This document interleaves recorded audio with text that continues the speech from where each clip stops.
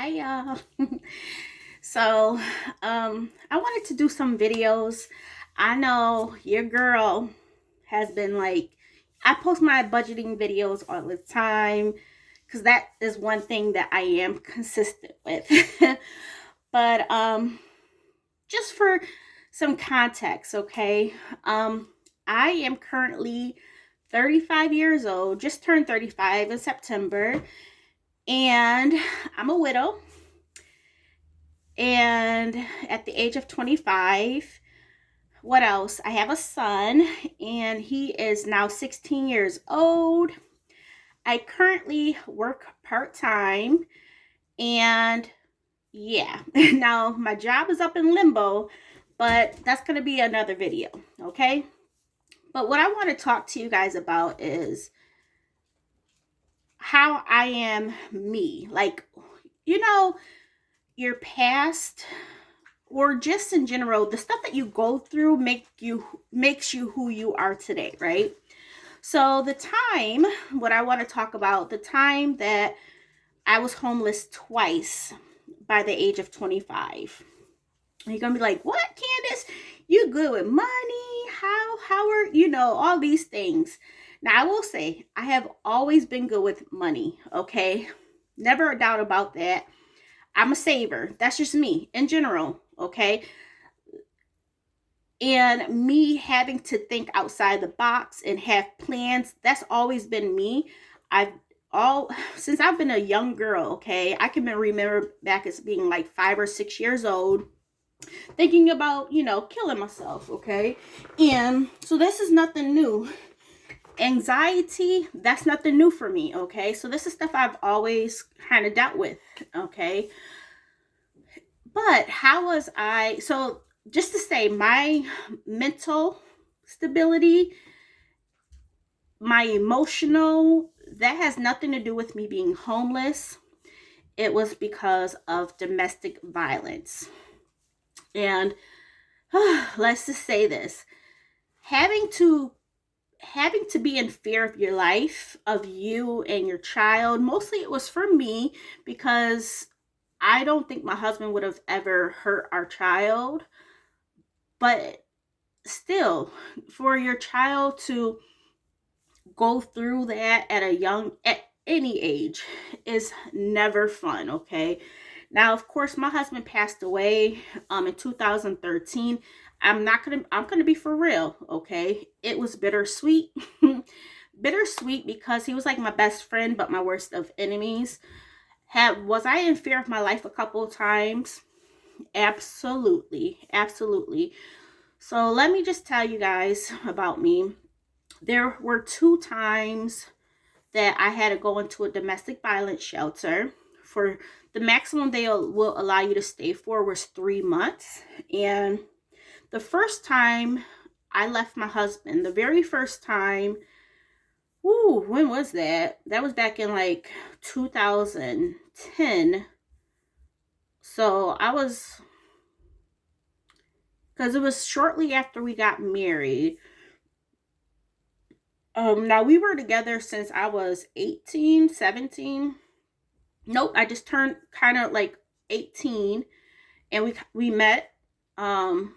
And then like a year later we had our son.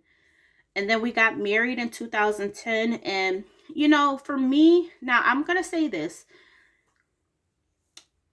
Sometimes we think we could change a person. Obviously, that's not the case. Not always the case. Not when a person themselves have so many instabilities themselves. There's nothing you can do to change them. You could try to help them as much as you want, but at the forefront, you have to put yourself first. Now, I will say I always put my son first. There were times I would leave my husband, he would find where I was at, and it was an ongoing cycle. So you know how some people are like, oh girl, why you keep going back to him? Let me tell you something. There was a couple of times, there was one time in particular, I left him. Now, I don't know if he was my husband at this time, but we were together. Of course, we were like on and off, because I would leave him at times, and sometimes he would just get arrested because of me calling the cops on him. Anyways, there was this time I moved, got a new place, And I'm dropping my son off at my mom's house, right? My mom, she, at that point, like 3 months after my son was born, my father passed away. So my mom was like, I want to take care of my grandchild. So it wasn't like, oh, mom, here goes your grandchild. No, she wanted to. She lost, my father, and she wanted that company. So, I paid her, and she got paid from the county as well. So she was happy about that. She didn't care about the money. She just wanted to, have her grandson. So she was like my babysitter, okay? But it wasn't something I asked for, because in the beginning, prior to my father passing, when I had to go to work, he would be dropped off at his father's house, or he would be at his father's house. So yeah, because sometimes we weren't together. But anyways, one instance where I had left him, and I'm just like, we're broken up, leave me alone. I dropped my son off at my mom's house, and I'm going down the street. There's this person with a scarf around their head, right? Just crossing the street. And I'm just like, it seemed kind of suspicious. Now, it was in the winter time in New York, in upstate New York, if you know what I mean. So you figure our winters in upstate New York are brutal because we have the Ontario Lake effect of snow. So, and all of this. And I get to the stop sign at the end of my mom's street. And I don't know. So what ended up happening, he had a key to my car, and I'm at the stop sign, and this person comes walking past and like put the key in the car and opens up the door. Now, I can't move fast enough, because if you know about lake effect snow, or just snow in general, especially when we had the snow up there, it would be icy, so I can't move. So anyways, he got into the door, and I'm trying to, speed off, can't do that. And anyways, he bites my leg. Like, my leg was bruised, and I mean, he bit my leg. Like, I had the teeth mark, like an impression of like the teeth mark, or like the bruising. The bruising itself was so horrible. It lasted for months. The teeth marks lasted for like a year. Like, if you looked at my leg, like a year or two afterwards, there were still like the coloration of his teeth mark on me. Anyways, he basically does that to me. And he puts the car in park, okay, and he tells me to get onto the other side. I'm like, there's no way I'm gonna fight with this dude. He's bigger than me, he's strong. And anyways, I get in the other seat, and he brings me back to his place, and he's like, you were talking to this person, and it was a lot of insecurities on his end, but the insecurities came because he wasn't the honest person. You ever deal with a person, and this was the first person I ever dealt with, and the last, okay? But like, you ever deal with a person that blames you, but they're the one doing wrong? Like, their conscience is really bothering them, so they try to take it out on you or flip the script to make you feel bad. But anyways, he took me back to his place, and of course, I got punched in the face. My ears ringing, and I'm just like, oh my goodness, like, I'm here by myself. My mom thinks I'm at work. I'm just like, oh my goodness. So, as a person, when you're in fear of your life, you try to do everything to make sure that person is calm. So anyways, there was a discussion, hitting me and so forth, and his grandmother lived downstairs. Now, whether or not she heard these commotions, I'm pretty sure, but like, people don't like to get involved, okay? Or they think that the girl is the one coming back to this. In this case, that wasn't always the case. I will say there were some times where I'm like, he has changed. He's been in jail for a couple months. It starts off good, and then it goes back into a downward spiral. But needless to say, he was like, where you living at? You left me. You took my son away from me. Where you living at? So I'm like, okay, I got to show this dude where I live at because he thinks somebody's in my place and all this stuff. So we get in the car. I show him where my new place is at. And he was like, okay, this is where you at? And I'm like, yep. And he was like, okay. And of course, he moves himself in. And I'm just like, oh my goodness. Like, I was feeling so good. Like, it felt so good to be on my own, starting over with my child. You figure when Jamez passed away, when my husband passed away, my son was 6, about to turn 7. So this was back in 2010 not 2010, this happened when my son was just a baby, like probably 2 or 3 years old. This incident, he probably was like one or two, okay? And I will say me and my son moved around a lot. Like 7, I think this is like our 7th place. Like Virginia, and this place is like our 7th place. And but yeah, these are just instances. Another instance is where I used to live in a different city. It's not like a different big city, but it was like a 30 minute drive to get to town where I used to work at. So we used to live 30 minutes away from where everybody else was at, in a different city or town. And he gave me like a ring, like an engagement ring. And I'm going to tell you guys, I have so many stories, but let me tell you about this one, okay? Let me tell you about this one. My son was still a baby, so he was less than 1 year old, okay? Well, no, he probably was like between 1 and 2 years old, because he was still a baby. Like, he was walking, but he was still like a baby. Not like a baby, but in that 1 to 2 year range. This is my first brand new apartment. It was based on my income. It was really nice. It was a townhome, newly developed place, but the back apartments, the townhouses, they were income based. The front apartments weren't, but these were all new apartments, okay? First one. And I'm like, man, me living 30 minutes away from what we are used to would be a change for me and my son. That's what I'm saying. So I get the place, and of course, here he comes along. And I don't know how this all happened, but anyways, he ended up coming, and he was like, oh, nice. And of course, we were always getting fights. My next door neighbor was like, all right, what's going on? Knocking on the, on the thing, saying, stop being so loud.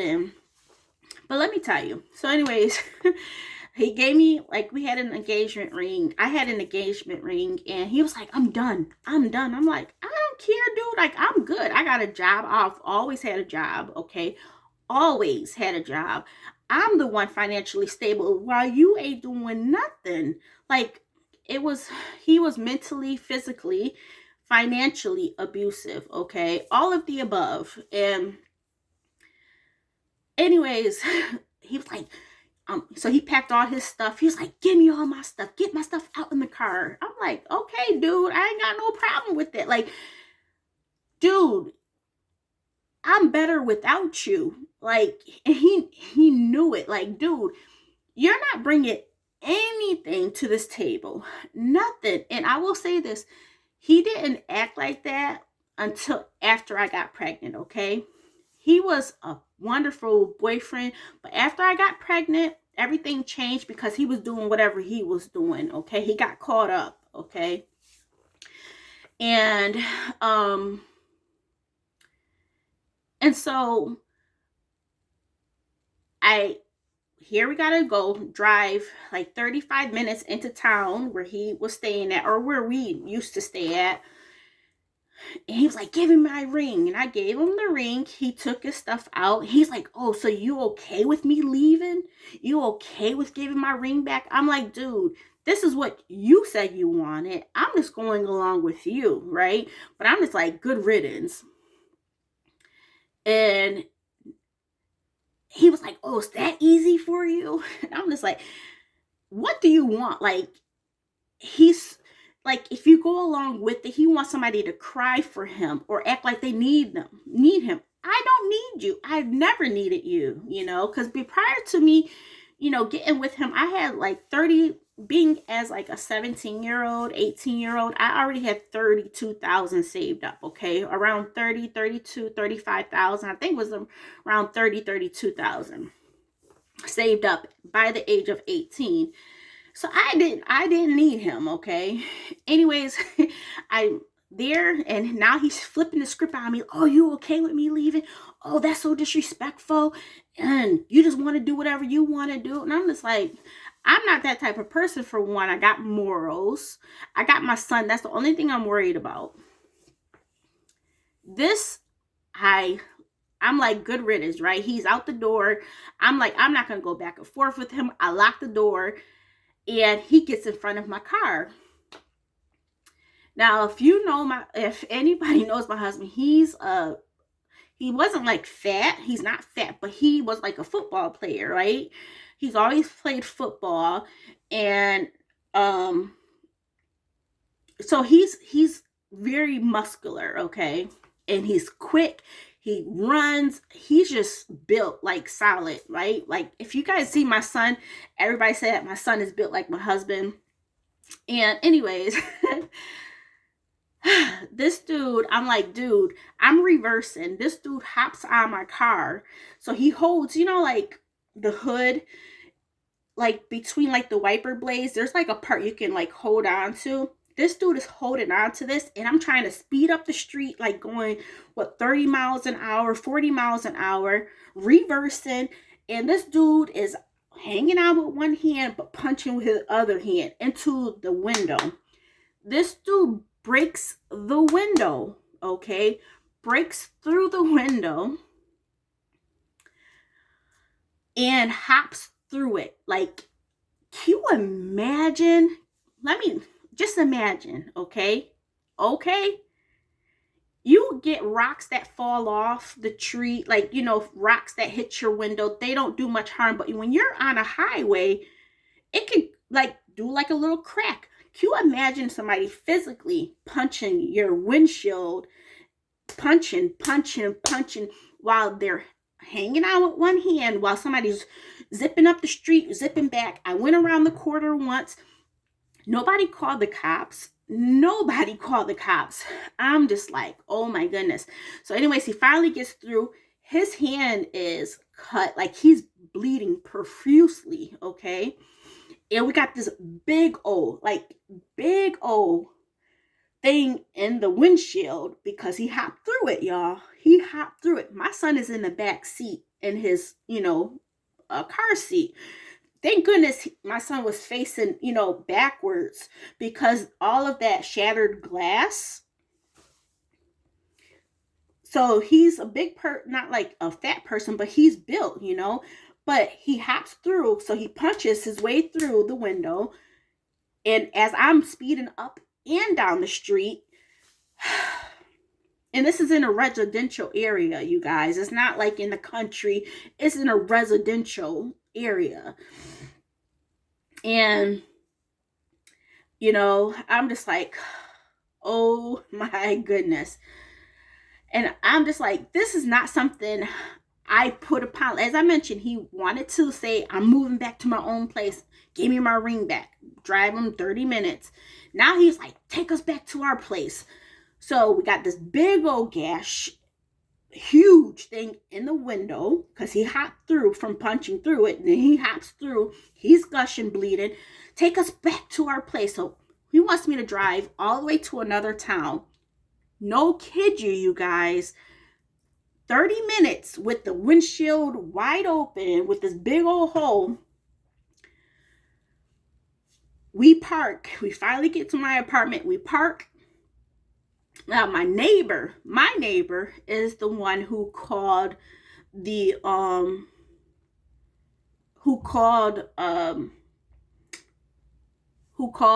police, because of course here I am, parked the car. It has blood everywhere. and you see this big old thing. You see this big old thing in the windshield, right? Now she knows I have a baby. If people look in the car, you see blood everywhere. So, anyways, once we get in there, the police arrive shortly after, because my husband's like, oh my goodness, I'm losing so much blood. I'm like, to myself, I'm like, duh. But this is the kind of person that I was dealing with, okay? And these are situations that I did not put myself in, you guys. As I mentioned, there has been plenty of times where I just left, okay? And he will follow me. There was an instance where he jumped the security fence at my job, stole somebody's, like, basically hijacked them, stole their badge, got into our secure building, was racing through the building, almost got me terminated. I'm just going to say, like, people don't know what people in domestic violence go through. Don't always think that it's the woman or the man that goes back to the lady or who goes back to their abuser. It's not always like that. In the news, more than ever, do you see people killing their ex-wives, killing their kids, committing suicide, or murder-suicide. And it's because people are done and fed up, but these abusers can't get over the fact that that person's trying to move on with their life, okay? And so I was homeless twice. Now, the first time I was homeless, I ended up sleeping in my car the first night with me and my son. So this was back in 2010. So you figure my son is like 3 going on 4 years old, okay? Yeah, 3 going on 4 years old. And and this is in like October-ish. No, this is still like in the summer-ish, but it was still kind of, sleeping in your car with the baby, it's not a good feeling. And then for a person to basically kind of leave you with nothing. So, like, as I mentioned, my husband was financially abusive as well. So he would always, like, he was like a drug dealer, right? So he was like, give me the money, I'm gonna flip it. Now, of course, I don't know what he was doing with the money. I don't know. But I would just know that none of that money came back most of the time, okay? None of the money. And it was always an excuse. And I'm just like, and I'm the breadwinner. He hardly ever kept a job. He would get jobs here and there, but he wouldn't really keep it, okay? And when he got his paycheck, I didn't ask for nothing, because what I was making was good enough for me and my son. And that was the only thing I was worried about. All these times, I was just worried about me and my son. Now, I know people are like, why did you get married to him? When things are going good, it's just like, first of all, I'm not even going to get into that. I'll probably get into that in another video. But anyways, the first day I slept in my car, and this was a time where I was just like, oh my goodness, like, I was really scared, right? I haven't felt this scared in a while from him, I mean, he would be abusive, but this time it was just totally like back to the old days, right? And I'm just like, I'm not gonna deal with this. I don't trust him when he comes back from his trip. I don't trust him, okay?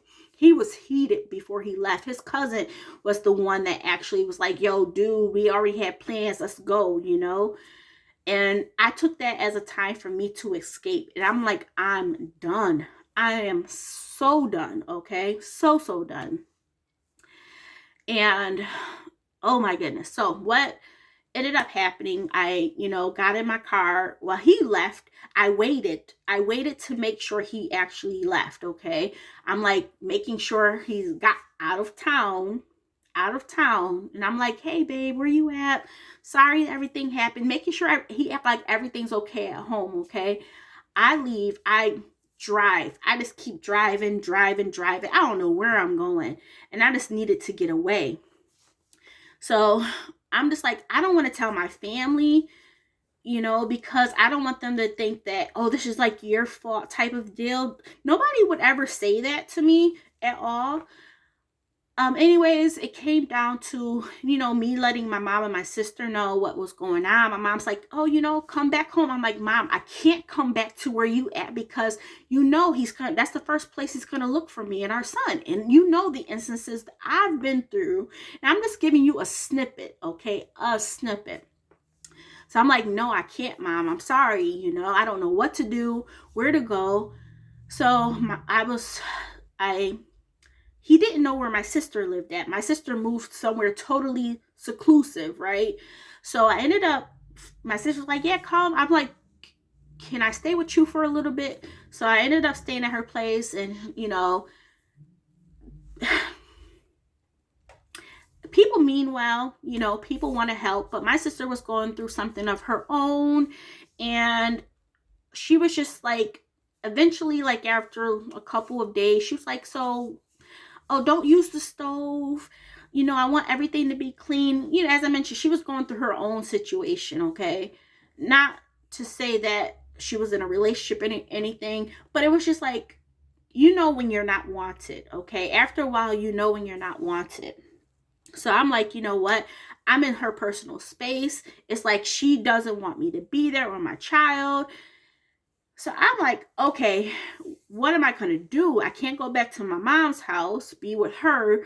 My sister, I don't feel wanted at my sister's place, but I felt safe there because nobody knew where she lived at. He didn't know where she lived at. His friends and people in the neighborhood, like my husband was really well connected, okay? Everybody knew everybody from him.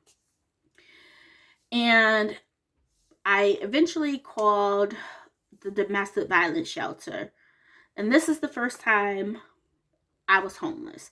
The domestic violence shelter said, yeah, we can come, you can come, And I forgot the whole, I had to go to a place, like my family was able to drop me off, I think. And then they brought me to the shelter. Now it was like a house. It was a house like on a dead end street. Now these domestic violence shelters, they can be anywhere. You wouldn't know that it's a domestic violence shelter. There was a code to punch into the door, cameras, front and back. It had like this place was decent, but it's still, you're homeless, you guys, you're homeless. You have it's a house, so you have a kitchen, you have laundry, like, in the basement there was laundry. There were like 4 rooms upstairs, so you can have 4 different like families there, or it depends on how big the family is. Anyways, me and my son, we had 2 beds in our room, one for him, one for me. And we were good. It was a stressful time because at that point I didn't know what I was going to do with my job. I ended up getting rid of my car. Now the car was having issues for one. It was like overheating. It was already paid off, but it was like overheating. And I'm just like, I'm in a shelter now. I don't need a car. And where we were at, there was good public transportation. You walk up to the end of the street. So that was something I had to get used to. I haven't taken public transportation in years. Even as a little kid, we always had cars. Sometimes we would, take the bus, but that was something to get used to. I ended up leaving my job, and they were like, I don't know if you guys are aware that if you are a domestic violence person, or the victim of domestic violence, you can collect unemployment while you're out of work because of that. Well, I know that was years ago. That's what I ended up doing twice. But anyways, I applied for unemployment for domestic violence, so I was able to get that. So that was good. My job back then, as I mentioned, I was already, they were already wanting to fire me because of a certain thing. It wasn't because of my performance or anything. It all, was because of my husband and that security issue of him jumping the fence and everything. But that all fall back on me. Like, hey, you working here, it's causing other people to be in danger. And that's not fair. Okay. That's going to be a different story. But just so you guys are aware of the full picture.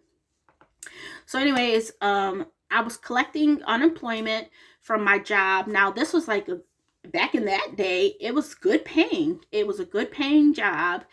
And I'm just like, oh my goodness, here I am going to lose a good paying job because of this dude.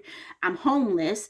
Now they were like, my job was like, you got two options. You either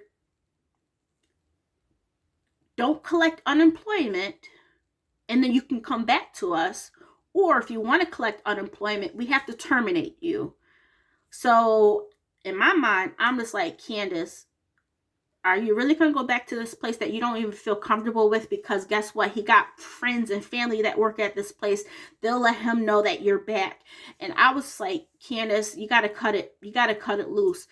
And do you know how bad that felt for me to be financially secure? I always felt secure, but to feel like you're having to leave a good job because of somebody, this is not because of you. That was one of the hardest things for me to get over, you guys. And I'm like, well, my family don't want me, you know, the whole situation with my sister. And I was just like, it was just a lot going on, you guys, a lot. I eventually did get like a job at Lowe's as a waterer. So I was doing, was that the first? Yeah, I was doing that. Um, because I was also collecting money. So living in the shelter, you're homeless. So I was collecting money from the county as like what's TANF, because I wasn't working. But they don't just allow you just to collect the money. No, I was before I got a job at Lowe's, I was working at the county at the building, and I was just doing like not clerical work, but like more like secretary work, like writing down the people's phone numbers and names of who called and leaving that message with whoever, putting it on their desk. That's basically what I did. And until I was able to find a job, but they were like, this money that we're giving you from the county is not free. You're going to have to work for it. And you figure when you're in the domestic violence shelter, you don't have to pay for nothing, okay? Now you get food stamps, so you figure when you're in the shelter, you pay for your own food because you are getting food stamps. So you know, they have food in the house, but people buy their own food for the most part. You know, some of stuff may get like donated. Um, but that was something to get used to, you guys. Like being in a house with other people, that wasn't a problem. I didn't really butt heads with people, you know, if I didn't like people, but it's being in a situation you got to share a bathroom with these people. There was one bathroom upstairs for everybody to take showers, okay? Was there, I don't know if there was a bathroom downstairs, but it was for like staff. Now of course you could use it. It wasn't like, did it have a shower in there? I think it did, because it had to be handicap accessible too. So it was like more like a walk-in shower downstairs and like a tub upstairs. But you figure, you don't know who's in the house, who's gonna come in, who's going, anything. You don't know, okay? So it's like you don't know what disease people have. So you got to clean all of this stuff. So that was it was heartbreaking for me, you guys. It was a humbling experience as well. Never in a million years would I have thought that I would have to be living in a shelter, okay? And oh my goodness, and basically starting all over. So anyways, my 3 months was coming up. The maximum you could stay there is 3 months, because they try to get you on your feet within that 3 months, okay? They make sure you get all the benefits, food stamps, TANF, make sure you can get like vouchers for a place to stay. Domestic violence people usually get a upper hand in programs, you know? So there's not much of like a waiting list. The apartment that I moved into, this complex was like under kind of renovation. It was decent, you guys. It was decent. I was paying, once I got on my feet, I was paying $425 for a 2-bedroom. It was nice. It was nice, really comfy. I lived there for 2 years. Now, when I was in the shelter the first time, my husband was in jail for like 9 or 10 months towards the end. And when he got out, I let him come in to where we were staying, okay? He was like, I have nowhere to go, or blah, blah, blah. So throughout this time, of course, he's calling, we're talking and all of this stuff. And I let him come back, And yeah, and because of course we're married, but you figure like that year and a half or whatever, I always let him speak to his son. Always. Sometimes it would just be him emailing me. He wouldn't have my phone number. Like for the first year or so, he only had my phone number or my email to text message me, or to email me, to keep in contact, see how his son was doing and so forth, and wanting to try to talk to me. But we were always in contact, okay? But not physically. Like I wouldn't, he didn't know where I was at. I'm in a different town, and I felt safe. Now, every single time I would walk out the door, because my husband was so well connected, there were people that I met from our other town, and I'm just like, oh my goodness, will this get word back to him? It never did. It never did. I was on public transportation for a little bit over a year. Once my son actually started going to elementary school and kindergarten, that was like after a year of us being there, like in our new apartment. I ended up getting my current car, my 2009 Hyundai Sonata. And because my son was like, Mom, being small, he was like, and it was winter time where the kids kind of like fall, winterish time when the kids start school, this fall time. And my son was like, I have nowhere to sit on the bus. And, him being only, 5 years old, I'm like, you don't have nowhere to sit on the bus? That's dangerous. That's dangerous. So I ended up getting a car eventually, like after 1 or 2 months, because of him being in kindergarten. I was like, I'm going to drop my son off, pick him up by myself. Throughout this time, I was just working at Lowe's. What else? I don't even remember what other jobs I did. Was I at Lowe's? Yeah, I was at Lowe's this whole time, you guys, when I was at, after I got out the shelter. So I was there for a couple of years. And so yeah, that was the first time. The second time that I was homeless was after my mom passed, okay? After my mom passed in September of 2012, when my husband was in jail when she passed. So he was there probably for 4 or 5 months. And it wasn't anything between me and him. It was just because he got caught up with his drug dealing self. So he got caught up and got arrested. And he did a couple of months. And I don't even know if we were like on like, were we on talking terms? I don't even remember, to be honest. I'm not going to lie to you. But when he got out, I was like, my mom, we weren't on talking terms prior to him getting arrested. We weren't. I was living with my mom at this point. Let me say this. I had my own place, but when my mom had got sick, I started staying with her. Was that the case? Because I know I was staying at her place. One moment, y'all. I'm trying to remember here.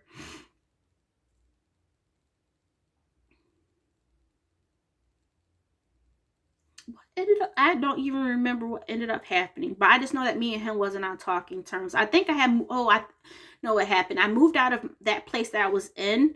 Okay. I moved out of that place, threw everything out. He got arrested again.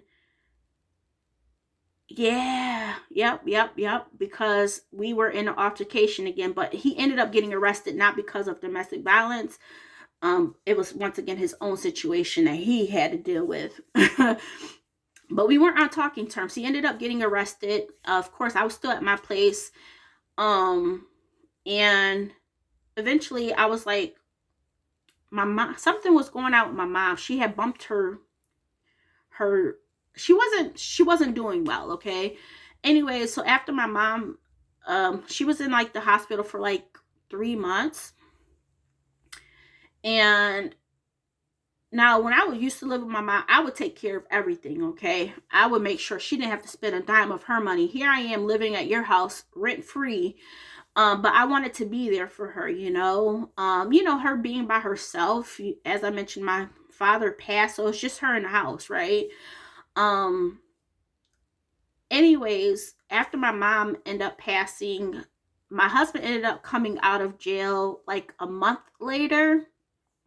And I'm thinking like it's gonna be better. Like when my father passed, my husband was not remorseful.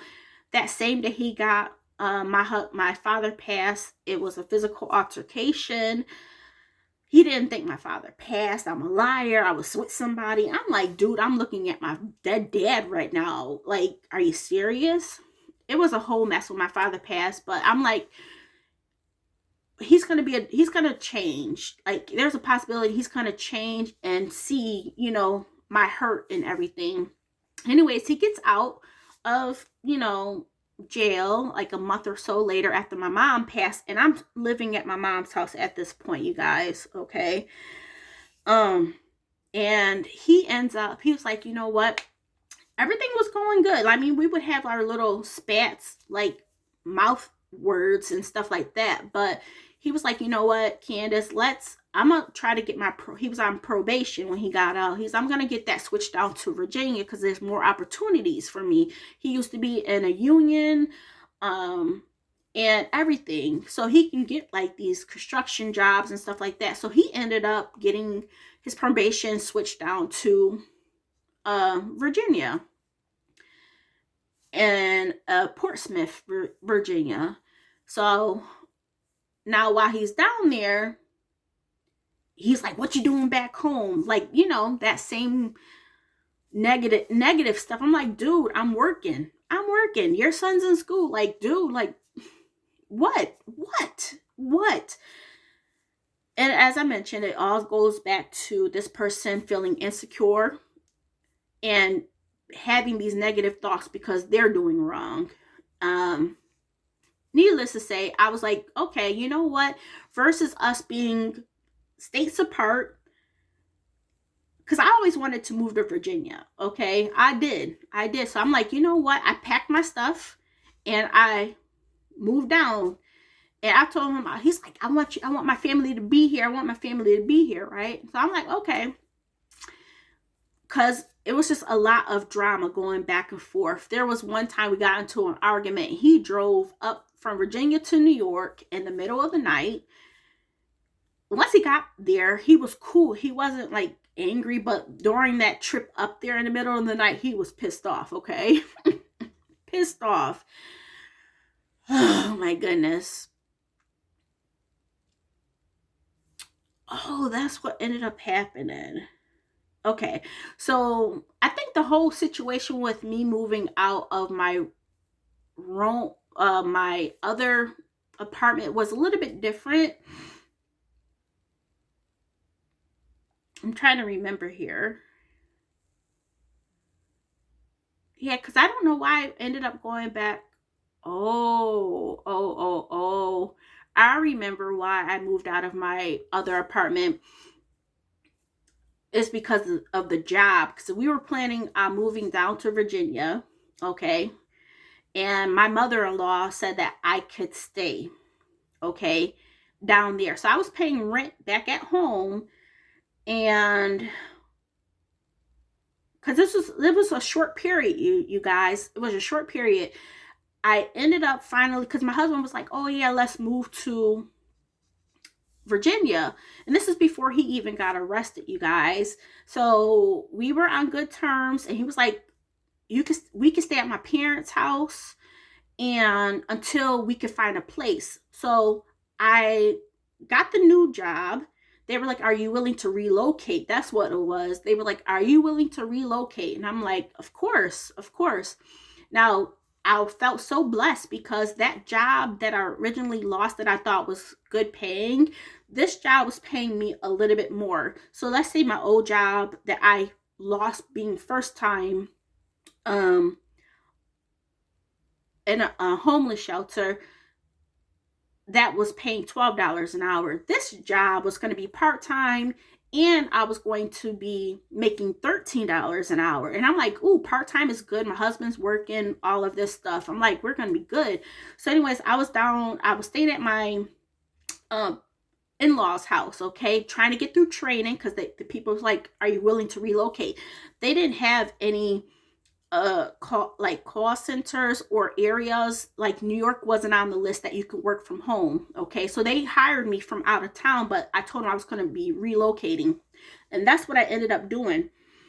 But while I was down there, staying at my in-laws house, me and my son, my husband, I don't know why he was going back and forth between New York and Virginia because he had things he was dealing with, but for the most part it was just me, Jamez, and my in-laws. My mother-in-law, she wasn't the best. I don't think their whole family really cared for me, to be honest. Because like the lifestyle or the family I come from, we were good, okay? And my husband's side, not so much, very dysfunctional. So I don't know, whatever. Anyways, my mother-in-law, she knows how her son is, okay? She knows how her son is. She mentioned something to him to try to get him jealous. She was like, oh, why you say his friend name like that? This boy went from, once again, New York to Virginia. Heated. He got there. We got in a, like, he closed the door. He came in the middle of the night, you guys. And I'm like, oh my goodness, here we are. I'm here with these in-laws. My mother-in-law is the one who started this crap. And I was like, yo, if you don't want me to be here, that's all you had to say. Why you had to get my husband all worked up? Like, seriously. Because you know what he does. Like, every time he would get arrested, she would post his bail. All of this stuff. So you know what he does. So anyways, I was like, okay, this is not going to work. I ended up still staying with my job, but I'm figuring I'm work at home. I want to keep this job. That's when I moved to my mom's house, okay? That's when I ended up moving back to New York, and I moved in with my mom, and that's when my mom started feeling ill, okay? And so it was all within this 1 year lump sum. That's why I was kind of confused. So I ended up moving back in with my mom. So kind of being homeless kind of again, because this time my lease was going to run out at the other place that I was at. But at that point, my husband was staying there, and he would, travel back and forth to see me and my son while we were looking for apartments down in Virginia and all of this stuff, because we didn't have a place of our own at this point. My job needed me to be on site for the first couple of days, but after that, training was virtual, okay? But I had to be physically on site. So I got my son enrolled in school down there, and we had to take him out within like a month time frame. I ended up moving back in with my mom because I'm like, I am not going to be moving back to my original apartment in this other town back in New York because whatsoever. Anyways, that's when my husband got arrested, and I'm like, yo, I'm not going to be at this place anymore because I don't want to deal with him, and why I was like, I'm not going to deal with him, he ends up getting arrested. My lease was ending. I was like, I'm done because I don't want this place anymore. Because when I was in Virginia, I don't know who was in my house or any of this stuff. You know what I mean? So I ended up chugging everything that I had, chugging everything, putting it by the side. So if people wanted to pick up the couch or stuff like that, they could. So I'm staying at my mom's house. Now, while I'm staying at my mom's house, my mom gets sick. My mom ends up passing. During this time, my husband gets arrested. So once my mom passed, he was still in jail. So when he got out, I'm like, my job was like, oh, my job ended up making an exception for me to be in New York. But it couldn't be permanent. they didn't want it to be permanent because they didn't have any, like companies, they have to have like not jurisdiction, but they have to pay taxes, get the taxes right and all of this stuff. But I told them that I was going to be up there temporarily for my mom. And that's what ended up happening. And then it was like, oh, I see that you're still in New York. When are you moving back down here? So when my mom passed, eventually my husband got out. I told him, my job was like, hey, you can't be in New York anymore. So when he got out, he was like, you know what? Let's do this right. Let's do a fresh slate. And I'm going to get my parole. I'm going to get parole down to Virginia. And that's what we did. He ended up getting parole down to Virginia. He was looking at places for us. And while he was looking at places, we will be in conversation. Now, of course, sometimes he would go back and forth, like, what you doing? Who you with? And I was, at that point, this is like probably around November-ish, because I know it was around Thanksgiving. I was like, you know what? I'm tired of you feeling this certain way. We should be together. Like, start off fresh. I'm thinking in my head that things could be a little bit better if we are starting off brand new in a new area. I don't know anybody. He knows people, but the area I wanted to move in, he wouldn't know people like that. So anyways, we find an apartment. So me and Jamez, we ended up packing the truck, my husband's truck, the one that I ended up paying for. But needless to say, we packed up the truck, and in the middle of the night, I was like, we got our clothes. I got my laptop, my computer stuff. That's all I need. We got clothes. That's all I need, for my mom's house, because I was living at my mom's house at this point, right? So I pack it up. I'm like, we coming. I drive. We get there. We ended up staying at a hotel, a motel. And he paid for that for like the week that we were there. Because we were trying to find places, and all of this. We try to find the area that it was in, see if it was going to be a good fit. Because sometimes, you could find these places like on Craigslist and things like that, and it's not the best. But anyways, we found this place. Who got the money? Candace got the money. So we signed the lease to this place. We were there for so I had to take money out. And for security deposit and first month's rent, so I was like around, it was like $600 something. So let's say $650 for the security deposit, and then $650 for the rent. So I had to do $1,400. So I forgot how I paid for that. I don't know if it was cash or it was on credit card, as a cash advance. I don't even remember. I'm pretty sure. I know I had cash to do stuff because I had money. And I think that's what ended up happening. But anyways, that was so long time ago. So we got that out the way with. We got the place. We secured it. Now we're having to buy stuff for the place, and my husband's like, I ain't got no money right now. Like, he's starting to get irritated because now he has to be a man and step up, right? Oh, I don't know what we're gonna eat or all this stuff. Anyways, he gets anytime he feels less than a man, he gets irritated and puts it back on me. After 2 or 3 days of us being 2 days. No, the first night we were in the apartment,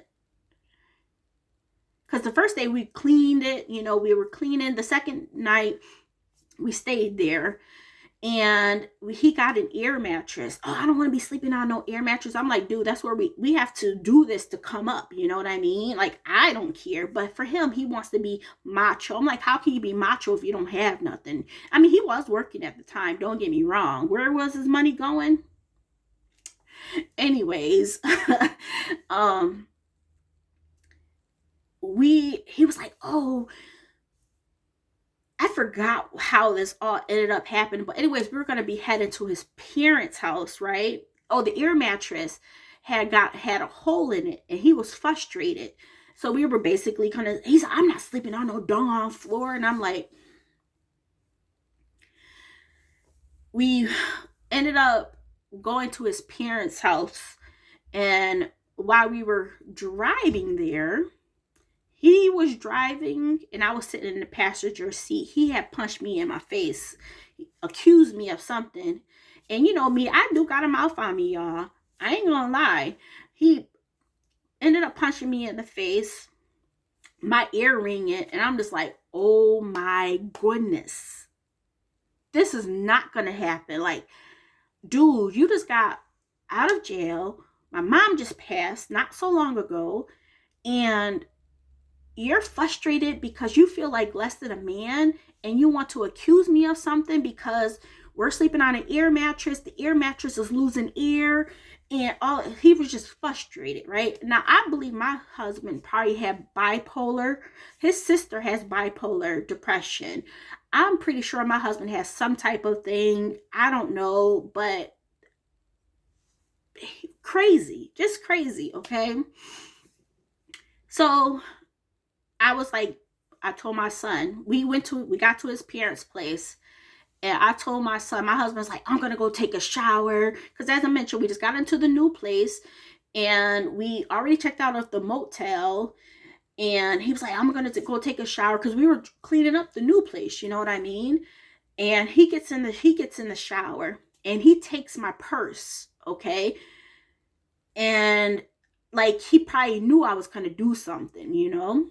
He takes my keys, he give me everything. And I'm just like, he's mad at me for what? For what? Accusing me of something that's not even happening. I told my son, because his mom had made dinner, and I was like, Jamez, eat your food. So at this point, my son is 6 years old, you know. I'm like, Jamez, eat your food. Dad is in the shower. Mommy's gonna be right back for you, okay? Your girl went out that house, okay, with no coat on. This is in the winter time, okay? No coat on, because my husband took that. I don't have my keys, my cell phone, nothing. I'm knocking on people's doors, because this is the only time I felt like I could get away from him, you know what I mean? Because he was in the shower. His people ain't gonna, his mom and dad was home. They're not gonna help me. They're gonna side with him. Anyways, I'm knocking at people's doors. Nobody wants to open up, or people saying they can't help me. I'm like, hey, can I use your phone? Can I call 911? People don't want to get involved, okay? So what ended up happening was I found this guy. He had his own family. He let me in. He was like, come on in, get warm. He let me call 911. The cops come to the place that I finally, so somebody opened up the door. But I told my son I will come back for him, okay? About time the cops come, I explained them the situation. Like, we had to go around the block. So they was like, where is he at? Where's your husband and your child at? I'm like, he's back at his parents' house, like around the block. We get there. My husband's trying to put my son in the car and trying to go away. The cops block him in. He didn't even put my son in the car seat, y'all. He was just trying to run. His parents, my husband's parents, were siding with him, saying that I left my son. I did all this stuff. I'm like, the cops knew, called BS, okay? So they ended up telling him to give me my purse, my coat.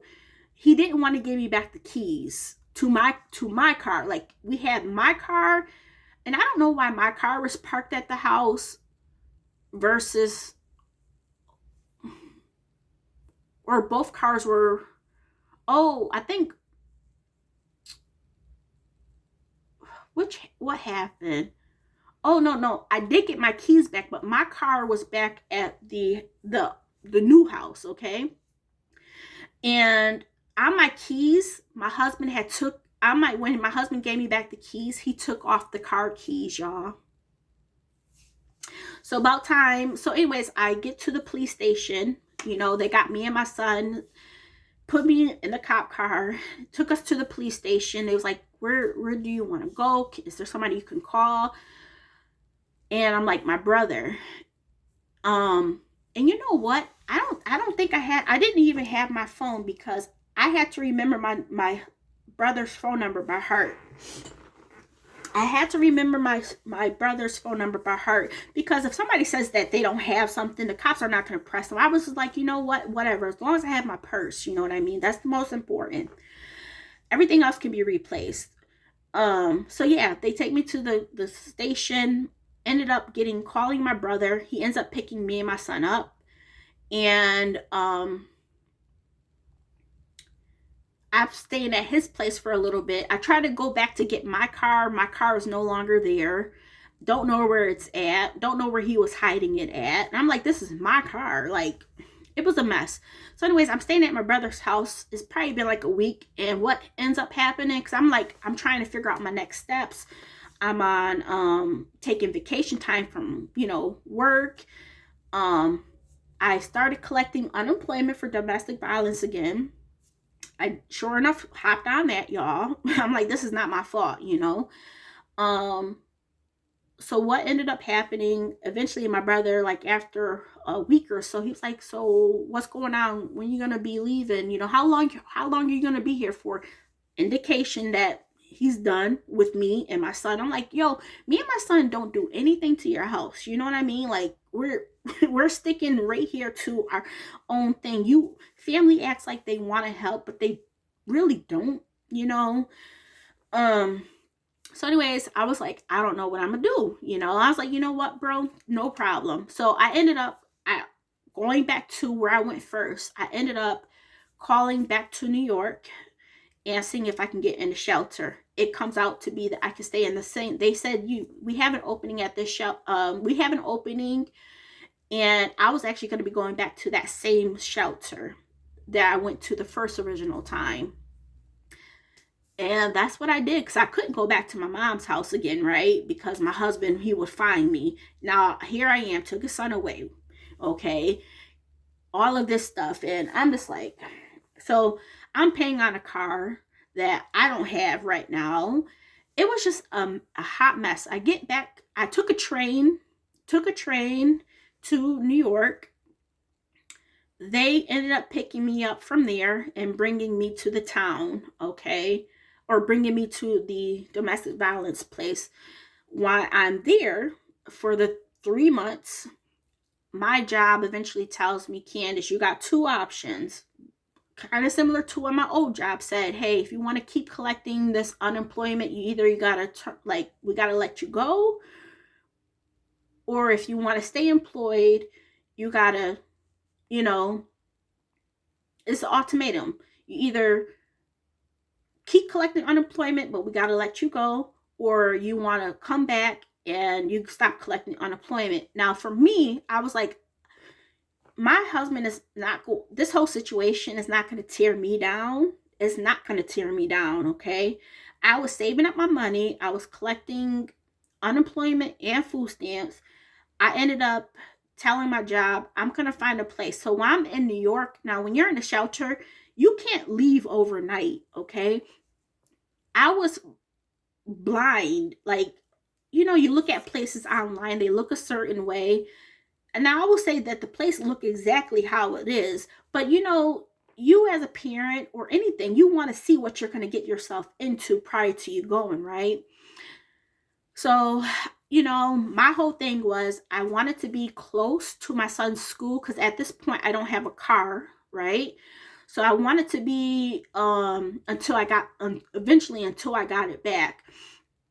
But I was like, I want to be close. I want to live somewhere where I'm close to my son's school, within walking distance to a store. All of these things are going through my mind. And I'm like, oh, this is when I found this place. So I filled out an application, blah, blah, blah. And I'm like, oh, I got a date to start or to move in.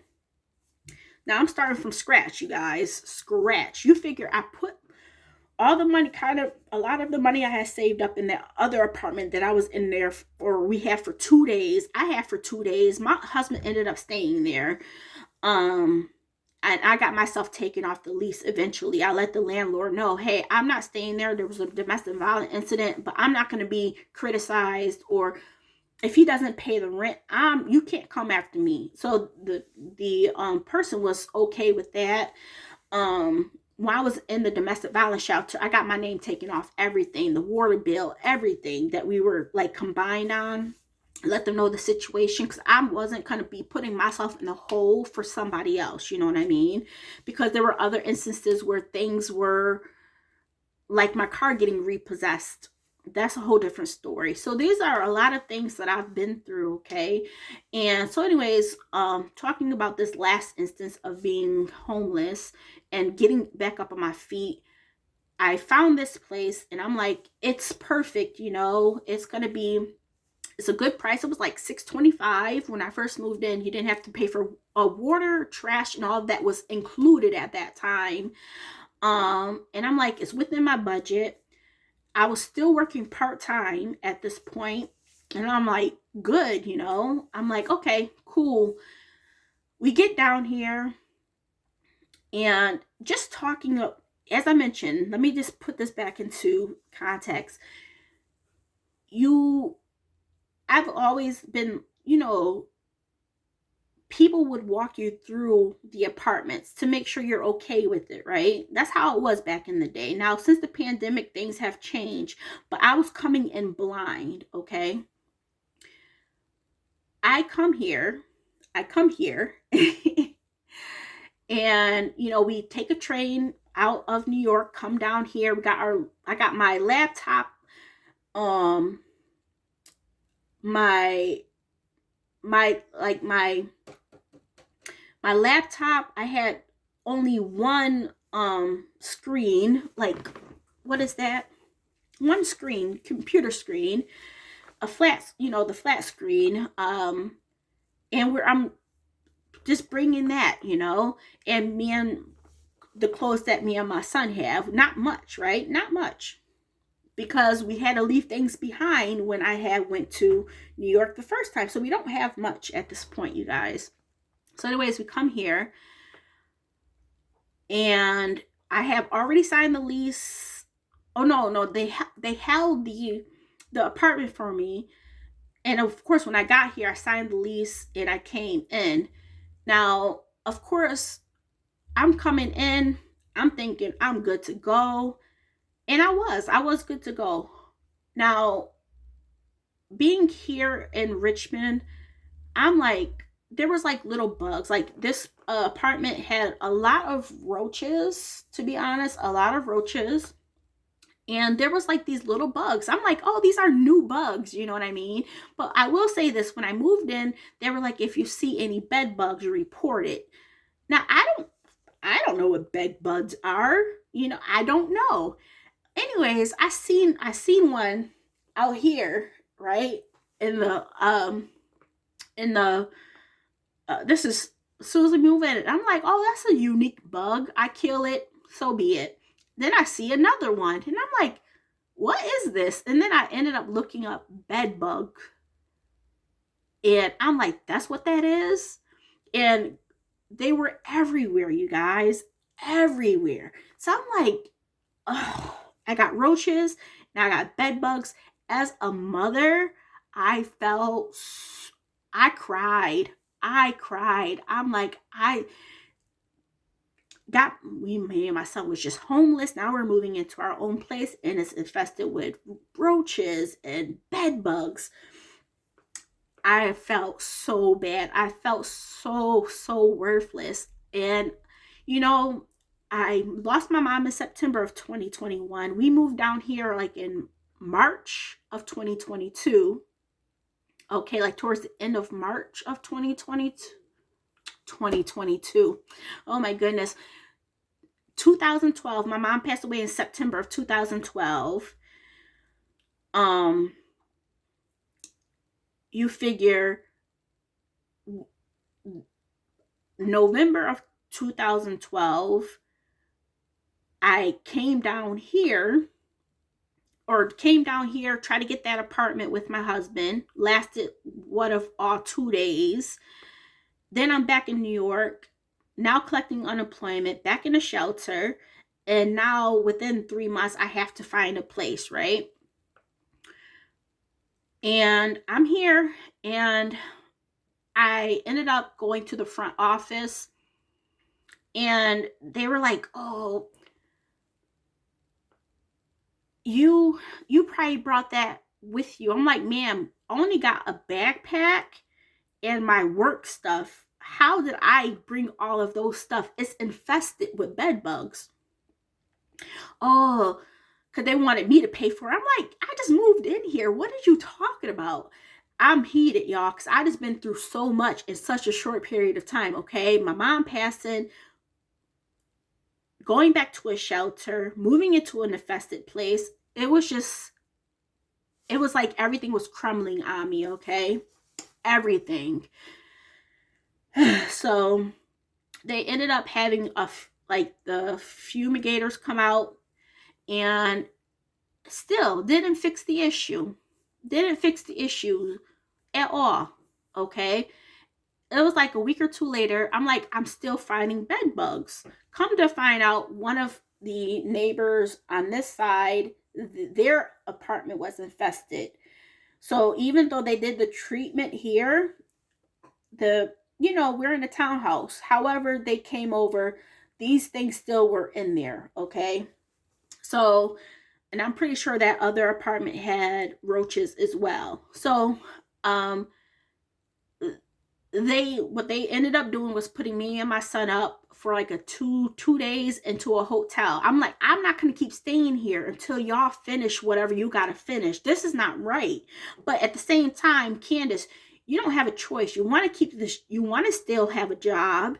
You can't, you were at the 3 month mark at the domestic violence shelter.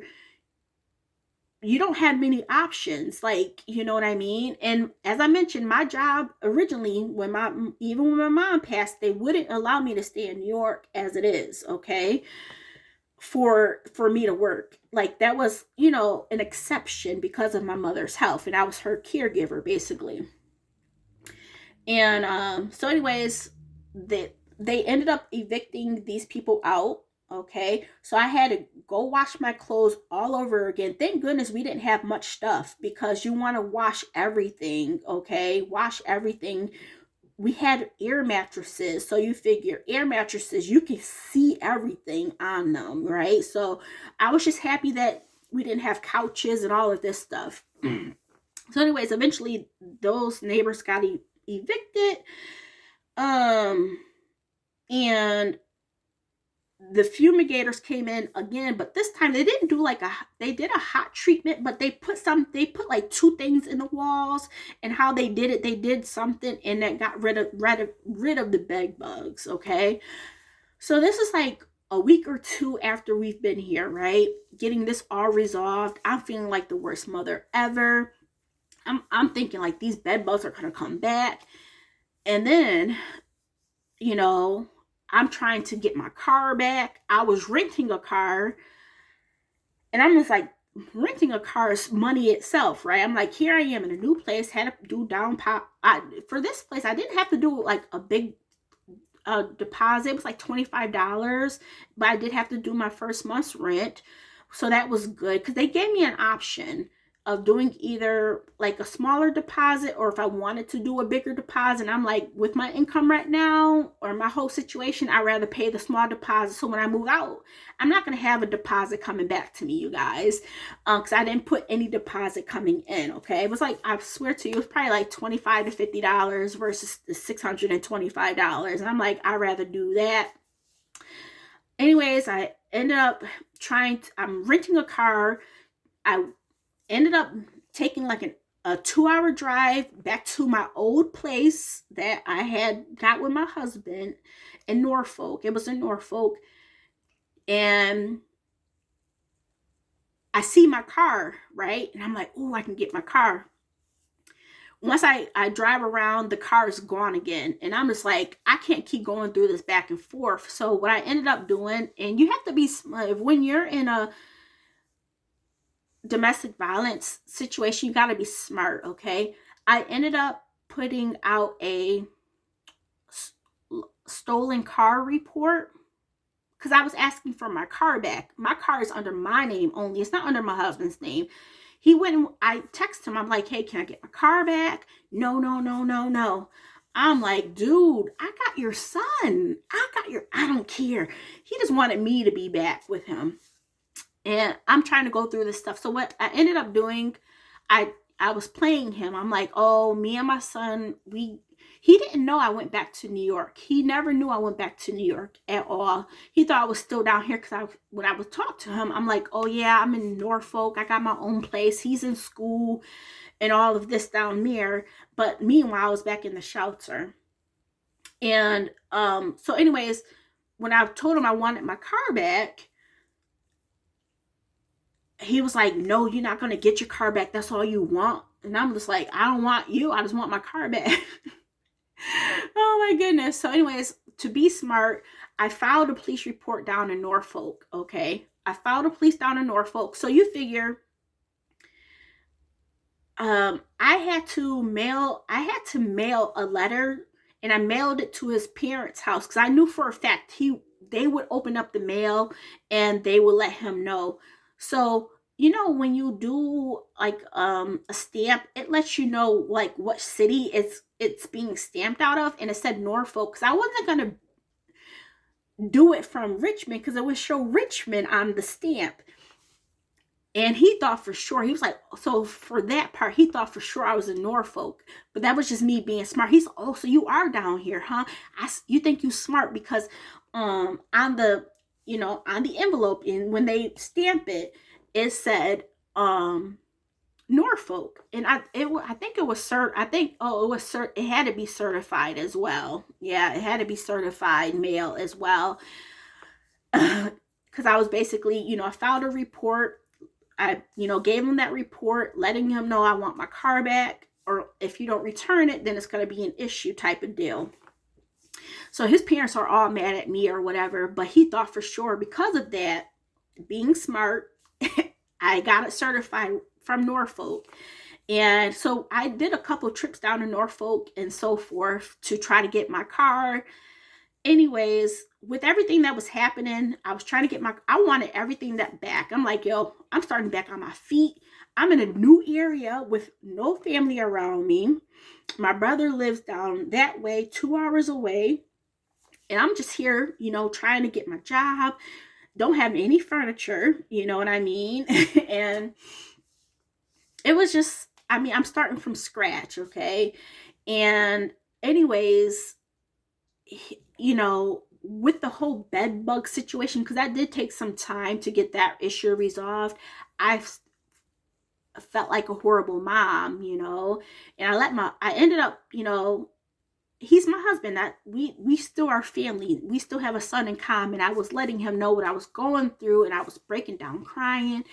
And I was like, I don't know, because, I deal with depression, you guys, and I deal with anxiety. And I just let him know, I'm like, yo, okay, I'm going to be honest with you. I live in Richmond, okay? And I'm going through the stuff. I said, I just got this new place, and I'm just trying to get back up on my feet. I'm just breaking down, crying, feeling like the worst mother ever. He was like, let me come. I'll fix that issue. And he did. I ain't going to lie. My husband, when you ask him to do something, he would, like, for the most part, do it if it's for his family, okay? Not money-wise, but, like, he knows. So he came, he fumigated the place for the roaches, and ever since then, I still fumigate, but I've been here for almost 9.5 years, almost 10 years, and you figure throughout these years, you have different people. I don't have issues with roaches, bed bugs, but, in those earlier years, or when I first moved in, the people that were around here, obviously, this one over here, they were fine, but this one over here, that's where all the issues came from. And that's like a downfall for being in like a townhouse or apartment, unfortunately. But so be it.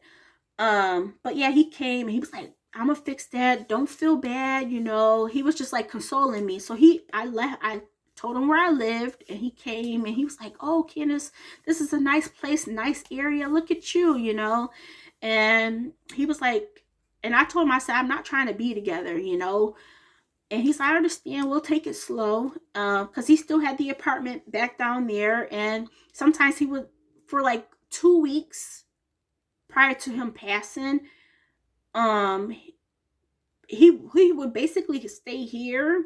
He did end up going to New York one time, but he still had his stuff down there. Like, he didn't start moving in his stuff until, and that's not I'm not even gonna say his stuff, his like the TV and some of his clothes. He was like, okay, I'm not gonna interrupt anything you got going on, and he was like really respectful about it. Now, I will say within that 2 weeks, we did get into like an altercation, and I'm just like, dude, we're going back spiraling.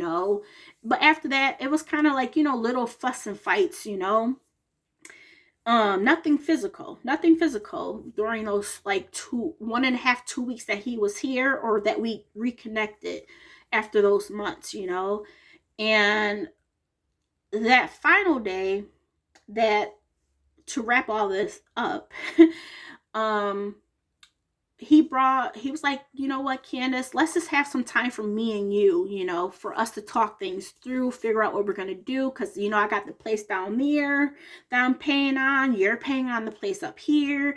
And he was like, I know you don't want to move fast. I'm like, no, I don't. He ended up giving my car back. We were good. We were good. Like, how long would that have lasted? I don't know, because it was still fresh. We were just together for what, a week and a half, 2 weeks. But anyways, towards the end of it, he was like, let's talk. I just want some time for me and you, to talk things out, because we don't have nobody up here for our son to be with. So he was like, let me bring him down to my parents' house. My nieces and nephews are over there. Let him spend the night there. So we ended up dropping off my son on a Saturday, okay, at his grandparents' house in Portsmouth. Me and my husband, we came back here. My my sister-in-law ended up picking the kids up from her mom's house on Sunday morning.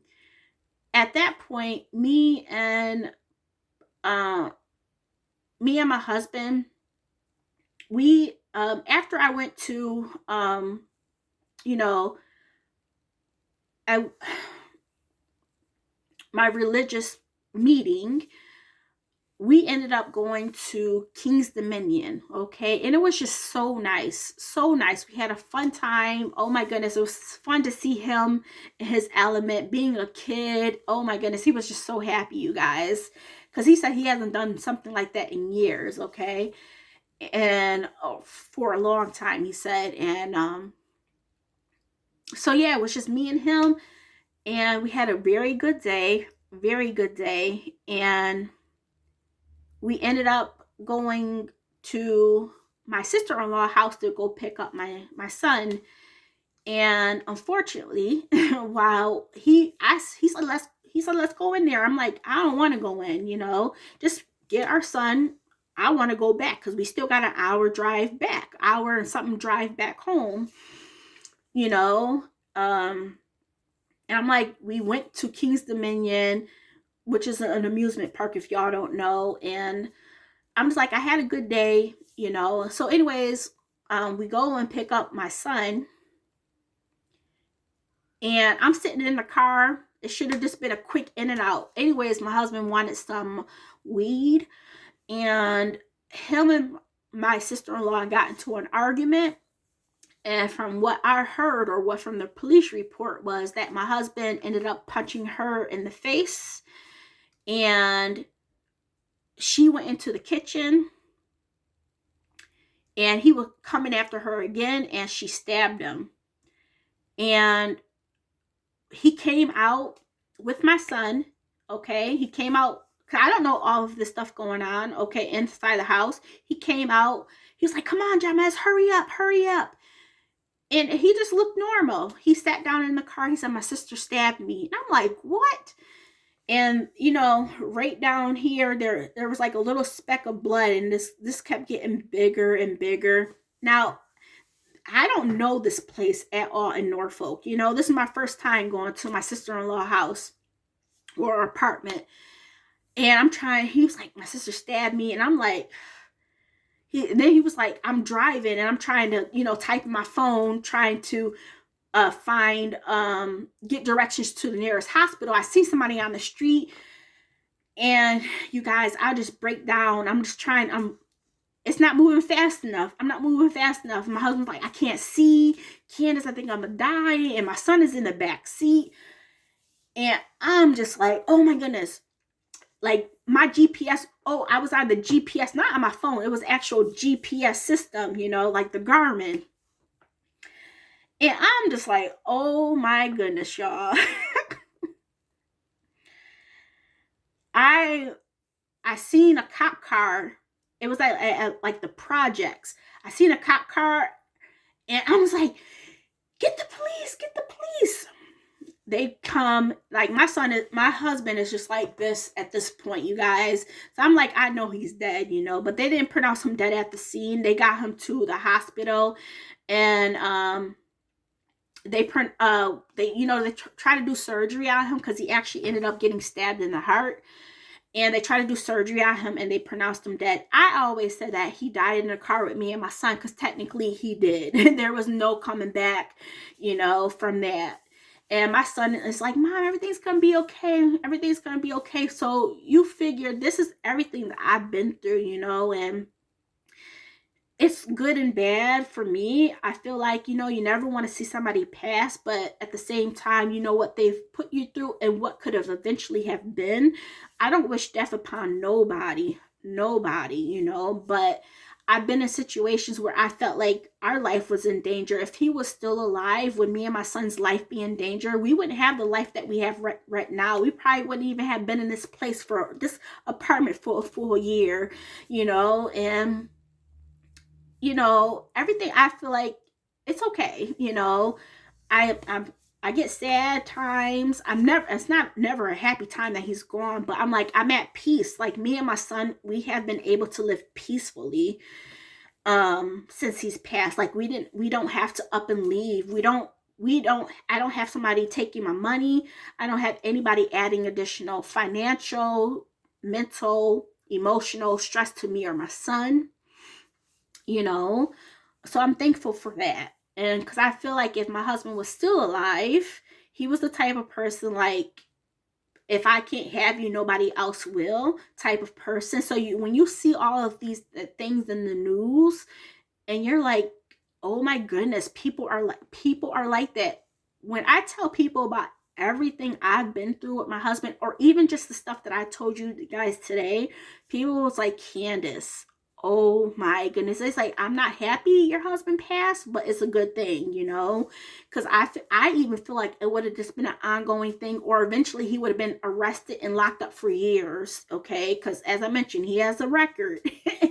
So it would have been one of those two things. Who knows? They said, Candace, it would have been you eventually, or your son, and I'm like, yeah, I understand.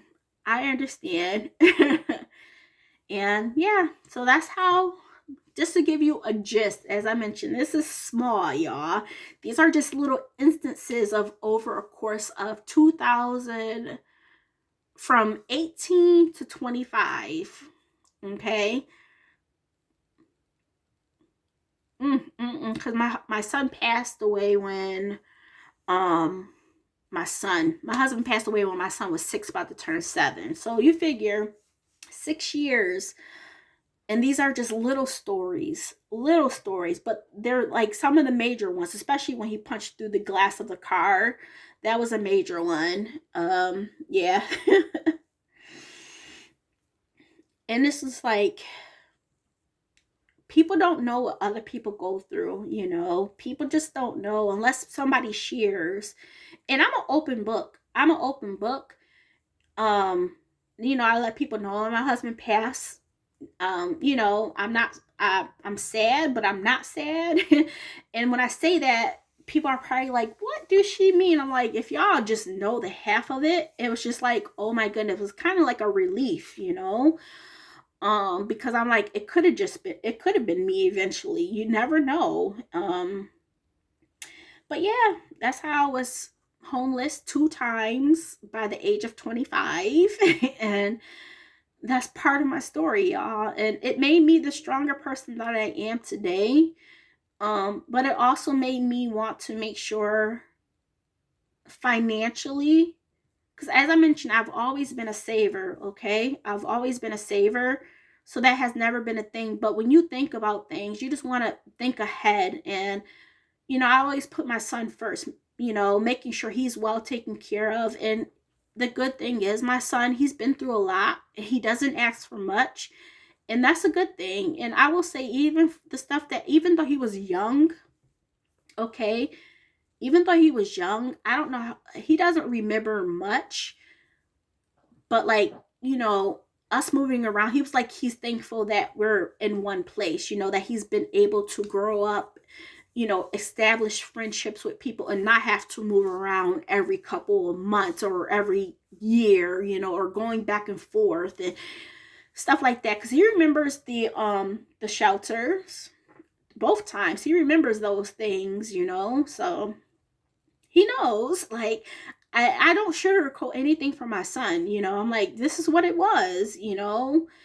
And like, he doesn't remember how, like, all the stuff that I went through, because I wouldn't try to show my son stuff, you know what I mean? My husband, for the most part, wouldn't try to show him stuff either. We would do it like behind closed doors, but or he would do it behind closed doors, but yeah, y'all, I'm resilient. And as a person that deals with depression, I don't try to think about the past too much, but I know it made me who I am today. I know I'm strong. Even when I feel like I'm not strong because of my mental illness, I'm like, Candace, you done been through worse, and you got through it. You still strong. You're still able to hold down a job for the most part. Hold down a job, take care of your son physically, emotionally, mentally, you know what I mean?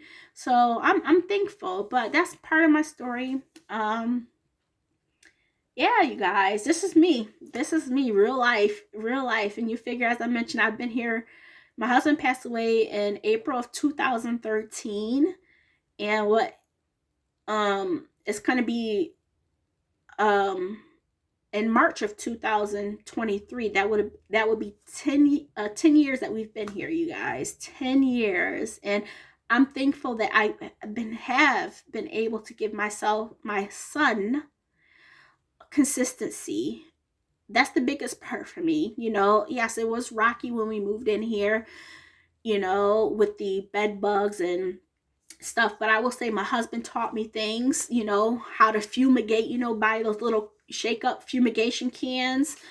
And yeah, I mean, no place is going to be perfect, but it's not like it was. I don't have roaches like that, I mean, we are down south, so I mean, you get roaches sometimes, but when you fumigate, those things are dead. Like, that fumigation lasts. I haven't fumigated my apartment for years now.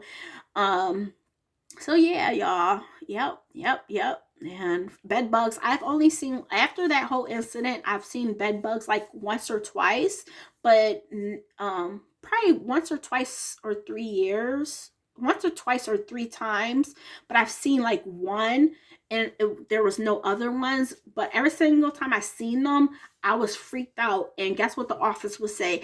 Your kid could have brought it home from school, which is true. So, when I see it, I'm just like always on the lookout, because I would never wish bed bugs on anybody. But yeah, y'all. So life is not, it's not peaches and cream. You pull through. And just know that you don't know everybody's full story. You don't know what everybody's been through, and just be kind to one another. But I'm an open book. I'm an open book. People, when I tell people everything I've been through, they were like, are you crazy? Are you serious? So yeah, I know this is kind of long, but I just wanted to catch up with you guys and share that, because there are other videos I want to share with y'all. Not as deep and dark as this, but this is real. I've been watching a lot of stuff about people being homeless, and I'm like, it's not sometimes it's not, they could be working and may not make enough because these rent increases, people just can't keep up. They can't keep up. It's sad out there, y'all. It's sad out there, but I just wanted to, share, it's a positive at the end of the day, because, I got out of all of that and I'm still on top. I'm still on top, you guys. I'm still on top. And that's not by my own being. I know it's God's being, God has helped me through so much. This is not me by myself. Because you're a girl. Ooh, wee. To be as strong as I am, to have lost both parents, my husband, it was traumatic, you guys. But I'm still here. I smile. I'm thankful for each day. And then, dealing with what I deal with mentally and emotionally, it's a lot, from day to day. But I don't try to be hard on myself. Every day is not promised, and I try not to be too hard on myself. And yeah, so yeah, that's my story. I'm gonna go talk to you guys later. Bye.